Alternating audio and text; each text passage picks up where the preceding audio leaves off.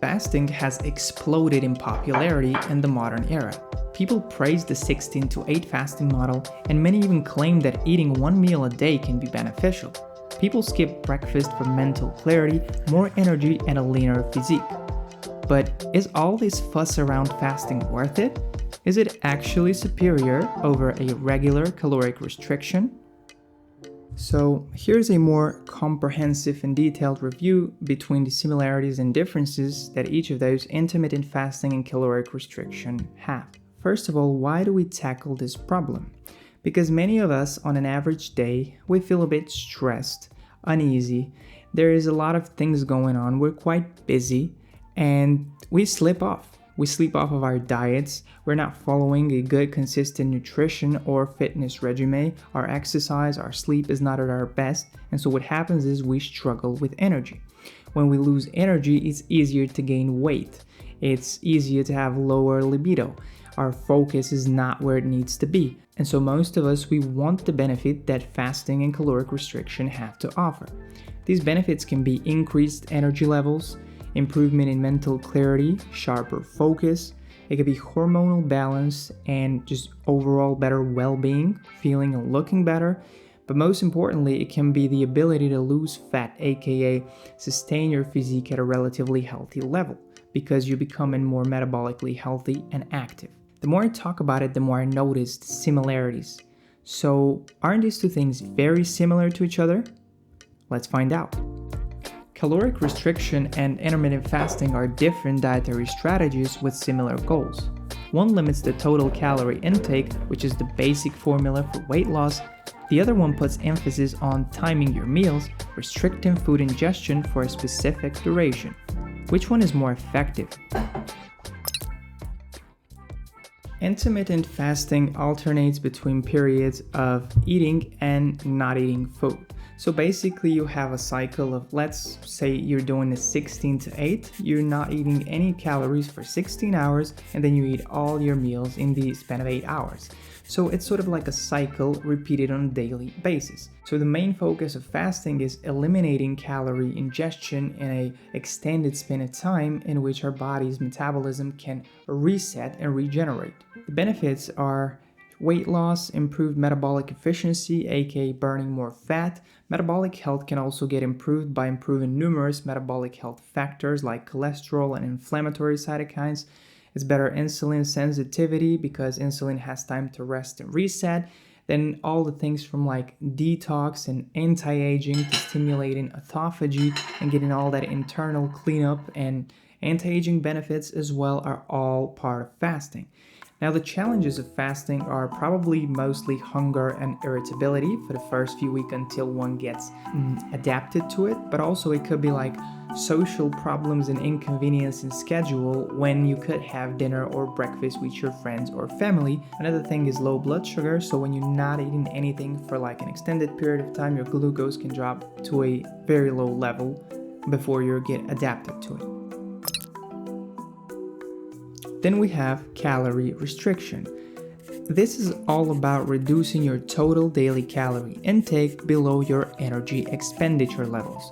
So in simpler terms, it means eat less than you expend. Eat less food than the energy that you expend on a daily basis, which makes up to be the greatest and most basic formula for weight loss.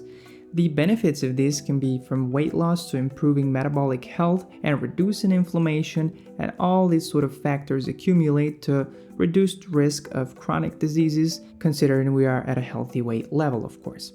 So timing here doesn't matter. You can eat 2 or 15 meals a day as long as you're below your energy expenditure in terms of total calorie consumption, you're good to go. This is also known as dieting or reducing your caloric intake, and the main benefit here is weight loss. The main focus is to create a calorie deficit or eat 300 calories less than the energy you expend, so you're at a more balanced level and you can lose weight. Challenges here are first hunger, which is very logical, then it's reduced sense of satisfaction because you're not having all the saturated fats going in, probably, potentially trouble sleeping. If you greatly reduce your caloric intake, your levels of cortisol and adrenaline are going to run higher because you don't have the food that's going to put you in a rest and digest state. The last one is potentially mood swings, again, because when you eat, you can reduce stress because that food, especially carbohydrates and fats, can drop cortisol level down because the blood goes in the belly and you're not as active anymore. Benefits of intermittent fasting and caloric restriction. So we're going to go throughout the research, and I'm going to pop a few studies right here that you can check down in the description below. First of all is weight loss. Caloric deficit is the basic formula for weight loss, as we've said.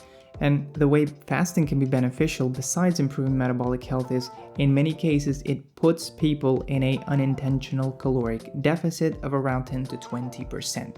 This makes you more efficient at burning fat and reducing your weight as you increase energy production and you oxidize fat to fuel your body's energy. Second is metabolic health.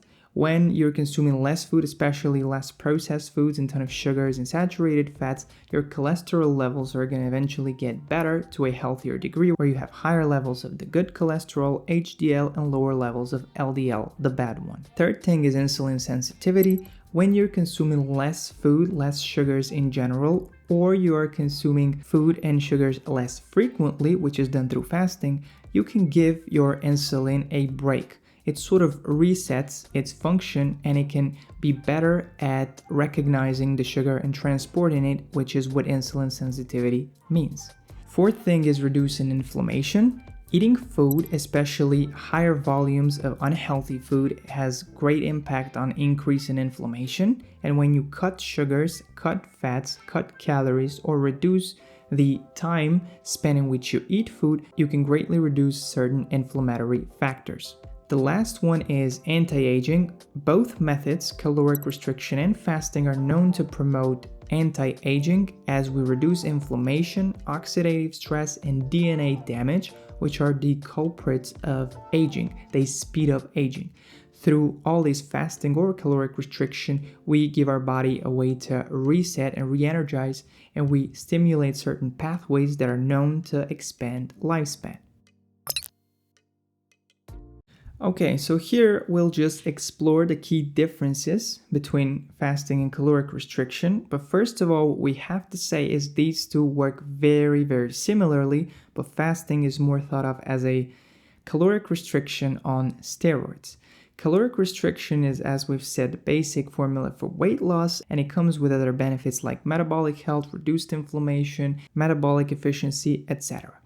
Now, fasting, on the other hand, has additional mechanisms by which it works, considering we fast in a healthy and reasonable way, eating healthy food and not overextending our fast.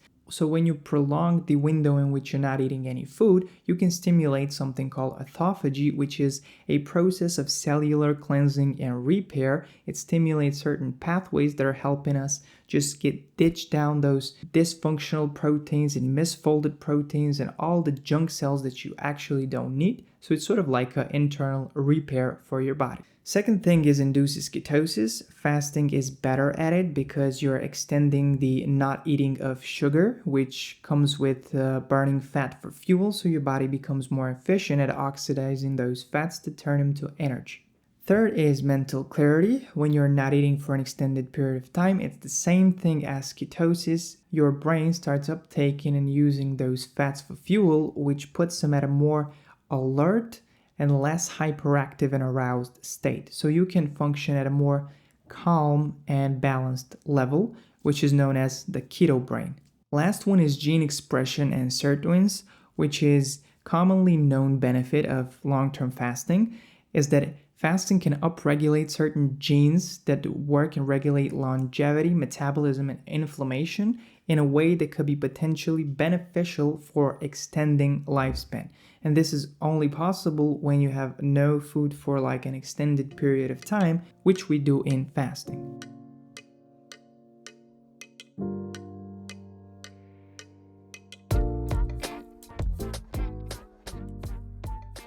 So the key takeaway from this video: Both caloric restriction and fasting have a very similar mechanism by which they work, and the benefits they offer are pretty similar as well. The benefits are also going to be dependent on the intensity and duration of both caloric restriction or fasting. They're going to be dependent on the individual response and genetic profile of a human, and also their overall health. Additionally, while both approaches could potentially provide some benefits, they're not for everyone, so their long-term effects might differ from person to person. Fasting may be superior to caloric restriction if our goal is to tap into the anti-aging pathways like autophagy, gene expression, cellular repair, and also brain health, as it's known to stimulate ketosis.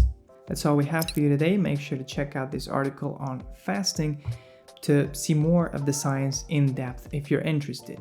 That's all we have for you today. See you in the next one. Bye.